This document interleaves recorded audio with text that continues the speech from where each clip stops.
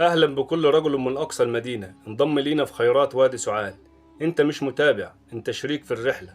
يلا نزرع خير.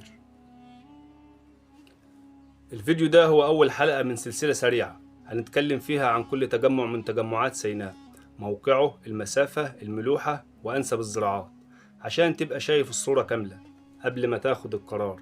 في الفيديو ده هنجاوب على 3 أسئلة لأي حد بيفكر يزرع في تجمع النهايات برأس سدر. هتمشي قد ايه عشان توصل؟ المية هناك ملحتها كام؟ وانهي محاصيل وانواع اشجار تنفع تزرعها وتنجح؟ لو بتفكر تبدأ مشروع زراعي جديد الفيديو ده معمول عشانك انت. اول خطوة في اي طريق هي انك تعرف المسافة. يعني قبل ما تفكر تزرع شجرة لازم تسأل انا همشي قد ايه علشان اوصل للمكان اللي هزرع فيه.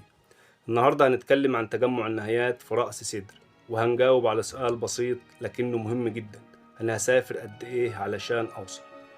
تجمع النهايات موجود جنوب مدينة رأس سدر، والمسافة بينه وبين المدينة حوالي 15 كيلو متر.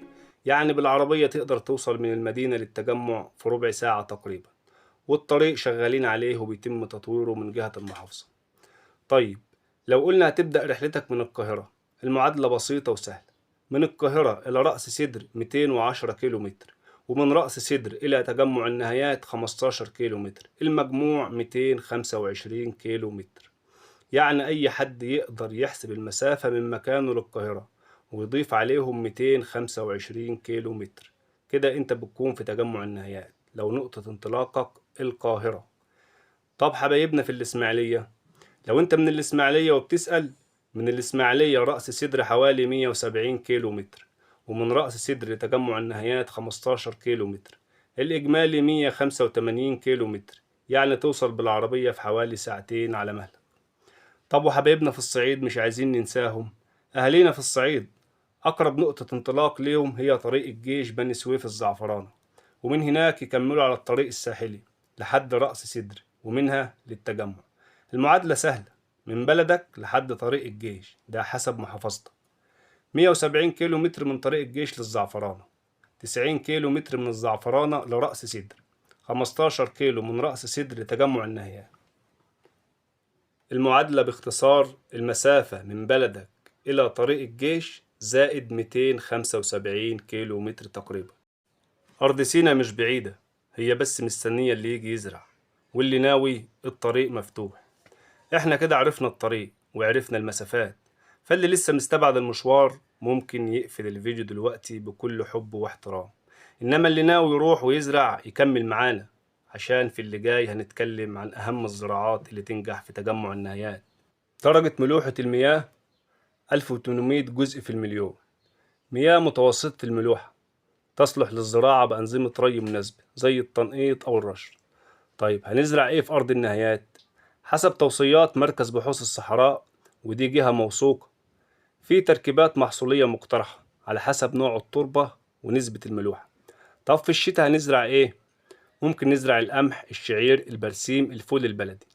القمح متوسط إنتاجية الفدان حوالي 14 أردب حسب مجهودك ورزقك. طب في الصيف، في الصيف هنزرع الذرة، الفول السوداني، الطماطم، البامية، الباذنجان.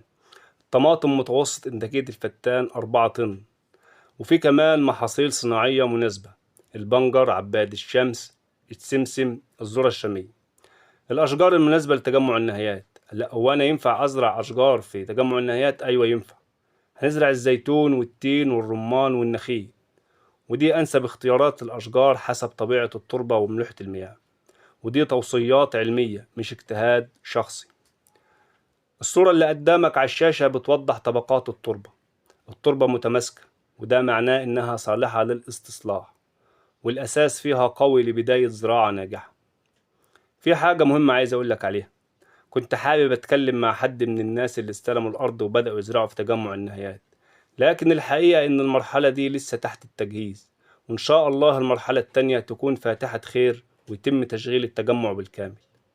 تجمع النهايات مش مجرد اسم، دي بداية جديدة لأي حد حابب يبدأ في الزراعة. وسينا مش بعيدة زي الناس ما هي فاكرة، سينا محتاج حد يؤمن بيها ويزرع فيها الخير شجرة ورا التانية، وخلي البداية من النهايات. رجل من أقصى المدينة. السلام عليكم.